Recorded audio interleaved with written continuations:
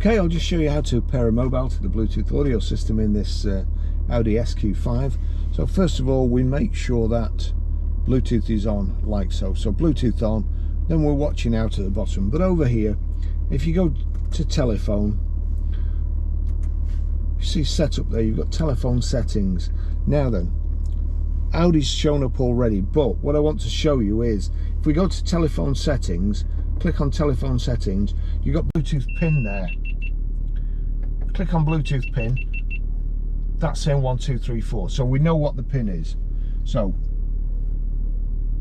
onto Audi, 1, 2, 3, 4, pair, allow contacts and favourites to sync, allow, and that's it connected. That's the important bit. That's how you find out your Bluetooth pin. Thanks for watching.